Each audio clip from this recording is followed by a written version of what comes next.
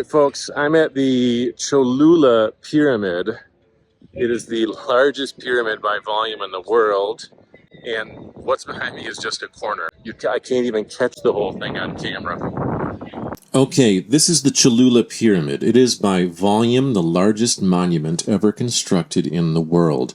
In this time where bigger is always better, this is your dually 454 big block 7.8 liter 8-cylinder truck of a pyramid with a MAGA flag strapped to its libtard owning, coal burning, aluminum smelting, black smoke belching charcoal furnace that is hell bent on running over any genderly ambiguous soccer player who's about to beat the women's team for the gold with their secret advantage of undescended testicles, who wants to sneak in a gender reassignment surgery on your kid while everyone's distracted by that testicle-kicking goal. At its base, the Cholula Pyramid is 300 by 315 meters, that's 984 by 1,033 feet, and measures a height of 66 meters or 216 feet. Its total volume is 4.5 cubic meters, almost twice the volume of the Great Pyramid at Giza, which clocks in at 2.5 million cubic meters. And for comparison, my hog, when fully cranked, contains about 3.2 million cubic meters of holy and life-giving marshmallow sauce.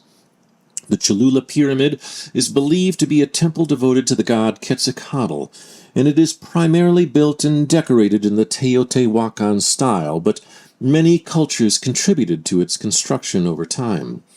The Cholula Pyramid is near the Mexican city of Puebla, which in turn ain't so far from the Mexican city of Mexico City, which was formerly the Aztec capital of Tenochtitlan, and all of that is near where the Teotihuacans built their famous pyramids of the sun and the moon at the city of Teotihuacan, one of the most popular tourist destinations in Mexico, and admittedly quite an impressive thing to see.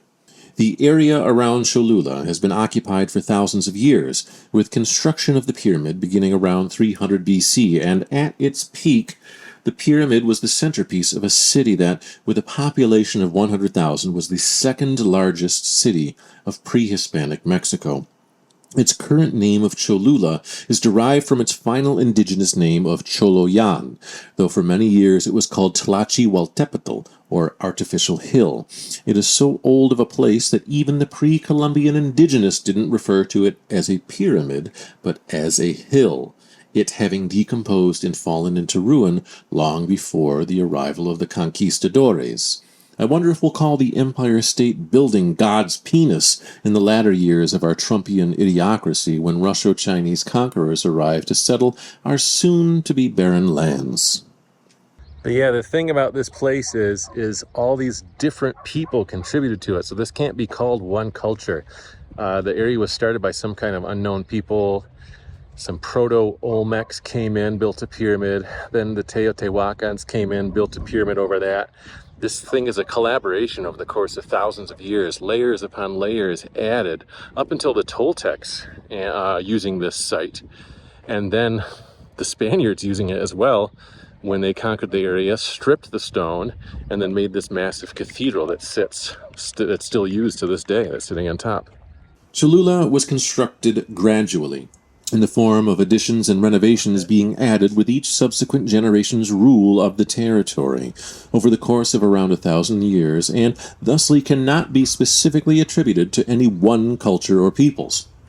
For example, we can call your uncle's lean-to the pedo shack because we know your uncle built it, no one else helped, and that's why it's your uncle who's doing time for that lost weekend with a kidnapped zoo chimpanzee. But we can't call the pyramid at Cholula any one thing built by any one person because it was many different things built by many different people over a long period of time. Unknown nomadic peoples built mounds in the area, and when it transitioned from an oft-visited ceremonial center and into a full-time settlement, the first platform and pyramidal structures were constructed at Cholula.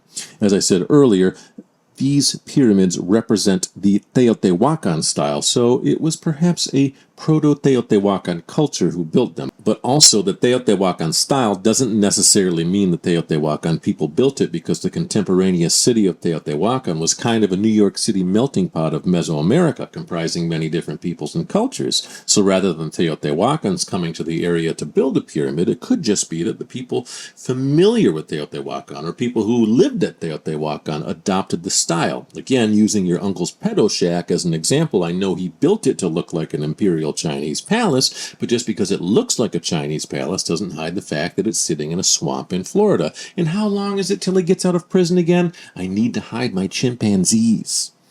So that's why we really can't say with any confidence who built the pyramid at Cholula, but that they were using popular methods of the time period. Nonetheless, at their time, the Teotihuacan cities of Teotihuacan and Cholula were the two largest cities in what we now call Mexico, and were most likely rulers of a pretty big chunk of Central America. And as pretty much all pyramids and structures in Mexico are like an onion, with layers being built over time, other settling and integrating peoples and cultures added their own constructions on top of the existing pyramids over millennia.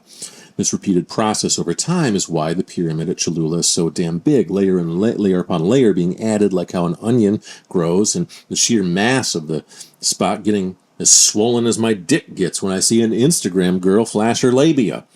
There are an estimated 7 layers in all to the pyramid at Cholula, and only 3 of them have been excavated.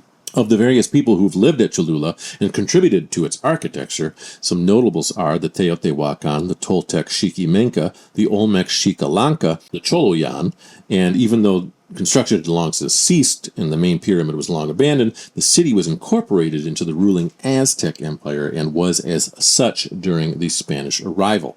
I'm on top of the largest pyramid in the world. Imagine this view 2,000 years ago. Whoever built this thing must have been kings of the known world. When the Spanish arrived, Cholula was a hill. Construction had ended 600 years earlier in 900 AD, and even though the surrounding city of Cholula was still a Mesoamerican settlement, for some reason or another the massive pyramid had lost its significance and was only referred to as a man-made hill. Memory of the city's might had long since faded, and tales of its origin had fallen into myth. After the Spanish conquest of the Americas, the task of religious conversion began. A typical trope of the Spanish conquerors was to recognize any area that was of religious or cultural importance to the local indigenous as a prime spot to build Catholic churches, so as to signify to the masses the conversion of the area and peoples into a new Christian state, death of the old gods and entrance of the one and only true God of the Catholic Church, and really not so much death of the old gods as transmutation of them into the new ones, which the local indigenous totally understood, and is kind of why Catholic conversion really worked in the long run. The Spanish basically said, hey, all your different gods are actually saints, and we just got to change their names from Tlaloc or Quetzalcoatl into Peter or John, and they still represent stuff like the rain or fertility, but they're just subservient to the one true God, who we call the Big G. And just as you are subservient to these newly renamed states, thusly you are subservient to the Big G. So in 1574, knowing the historical significance of the pyramid at Cholula to the many Mesoamerican cultures living near the site, they built the Iglesia de Nuestra Señora de los Remedios on top of the Cholula pyramid, where it stands to this day. And this aforementioned conversion worked swimmingly. Mexico is a Catholic nation with about 80% of the country identifying as Roman Catholic. Many of the churches in rural or indigenous areas have, just as the Spanish intended, integrated indigenous culture and practice into their ceremonies, such as the bewildering Church of San Juan Chamula in the state of Chiapas, where they drink Coca-Cola in great quantities so as to burp out evil spirits, as well as sacrifice chickens in the cathedral, which probably has the Jesuits of old rolling in their graves, but hey, in the end, they still worship the Big G at the top, so high five, conquistadors. And this religious significance was of particular interest to me because the vast majority of the people visiting the area were not here for the Mesoamerican ruins or the pyramid or for the pre-Hispanic cultures, but were in fact there on religious pilgrimage to pray at the church. Its significance to Mexican Catholics is profound, and the air of religious reverence was palatable amongst the large tourist crowds gathered there. The exposed parts of the pyramid were more seen as prime selfie spots and were not sites of equally fervent discussion of ancient cultures and peoples, as was the church a spot for lying prostrate in front of the altar and begging the Christian God for salvation and money. Again, a camera just can't capture the full scope and size of it, but we're standing at what, the third level of this thing, and still have an amazing view of the city. Founded by who knows who and inhabited by 4 or 5 cultures over the course of 2,000 years who added layers to this thing every time, resulting in this monstrosity we're standing on top of. Despite its size and significance, there is very little academic knowledge of Cholula. Only a few excavations have been done, and not much can really be said confidently of the many people who lived there and constructed the site. All we can say confidently is that it contains a lot of similar motifs found throughout Mesoamerica, with altars made of sculpted skulls, references to gods such as the rain god Tlaloc and feathered god Quetzalcoatl. There's depictions of dogs as guides into the underworld, which is very common, and the usage of pulque to get hammered is quite evident. But it's no big thing for this place to have faded into distant memory.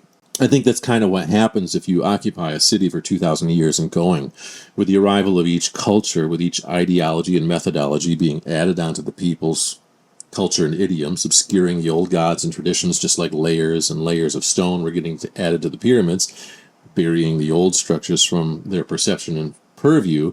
These layers and layers of culture and mythology get added to the people living in the area, and an entirely new culture springs out of that miasma, as does the past become buried deeper and deeper and more befuddlingly difficult to understand and decipher. So the Mexican people living in Cholula have every right to call themselves Cholulans, as did any Teotihuacan or Toltec or Aztec at the time.